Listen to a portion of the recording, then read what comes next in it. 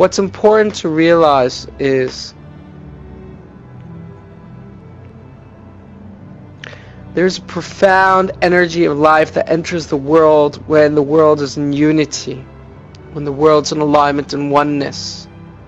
For even if a group of people are misaligned in their intention, the fact that they're united, the fact that they're committed in unity, the fact that they are working together creates a rubric that if one would choose to align in a more benevolent, more positive resonance, their simple action would reverberate around the collective. And one action would reflect on the other and then would in turn create another action. And it's incalculable, because so long as they're a united collective, it's eternal, it's alive, and the actions keep reverberating around and around and around. And they draw the light of eternity. They draw the light of life. For the light of eternity and life is an eternal, infinite resonance of benevolence. And when a collective is in criticism, in judgments, in hatred to one another, and there is disunity, then there is no hope. For no matter how righteous the individual or how positive the individual is, they are island unto themselves, and their action reflects in no one. And that is the lesson of the archetype of Noah.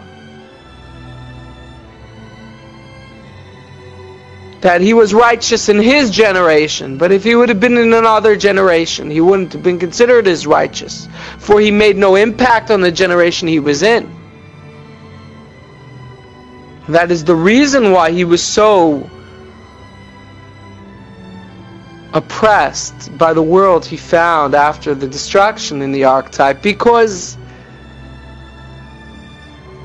he was unable to make an impact in the world around him.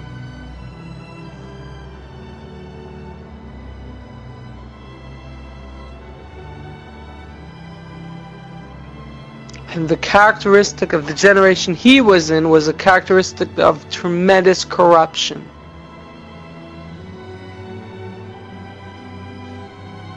Thievery, force, immorality, rape. There were actions that were completely self-sustaining, with no regard to anyone else, and society became disconnected from each other, and the resonance of judgments that they had upon each other was the only thing they had in common, and it collectively decided to reboot the system. But the archetype of the Tower of Babel is quite different.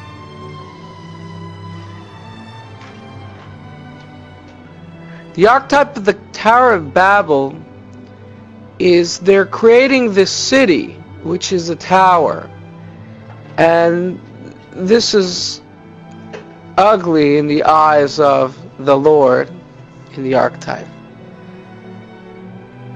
But there is no punishment that is brought about. And understand that when the biblical archetypes, when they refer to punishments, they're not talking about punishments. There's nothing personal. It's like saying gravity punishes a person, for when they jump out a window, they land flat on the ground. No. It's more nuanced than that. There are laws of nature, and there are laws of spirit. And the laws based on what was resonating then in the time of Noah was the law of measure for measure. They were all resonating the destruction of each other. There was no unity. The only thing that could bypass the resonance in nature to instruct chaos, discord, and destruction was the fact that if they were united Even if they were united in wrongdoing, but if they were united, there would have been a potential that if one individual would do something good, it could reverberate around the other, and it could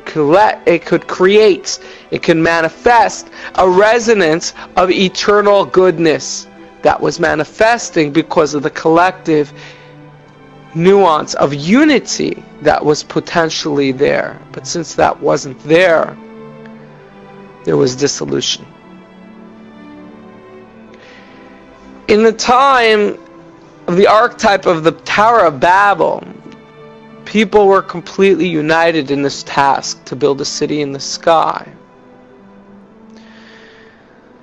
Sages comment on it that they built the city to do battle with God. Whatever they thought God was, they wanted to do battle.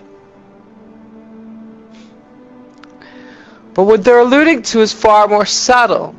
And it's true that many simpletons look at that commentary and believe that they actually wanted to climb to the sky and do battle with this man in the sky, but that's just silly. The last time humanity stepped out of line, they deduced that there was a big flood. So they decided to build a city to the sky. So if there were to be another flood, they would survive it. And that's considered doing battle. For you're not getting the point. Don't run away from the flood. Run away from the resonance, from the actions that manifested the flood. You are not doing battle with God. You're doing battle with your higher self within. For it is the higher self that resonated to nature, measure for measure, what should manifest. And when humanity in the archetype was aligned, they were together. There was potential, but the potential was being wasted and used in negativity, in aggression, in militantism, in domination of one civilization, the bravado, masculine energies of domineering another, which was encapsulated through this archetype leader of Nimrod. Then, when the higher selves of individuals scream out instructions to nature, then they instructed something quite different. The consequence of their action did not dictate destruction, for they were united. And although they were united not necessarily in benevolence, they were united just the same. And in unity there's always potential that if one would act in alignment of a higher resonance, that it would reverberate for all eternity. And over here they were united, and there was potential.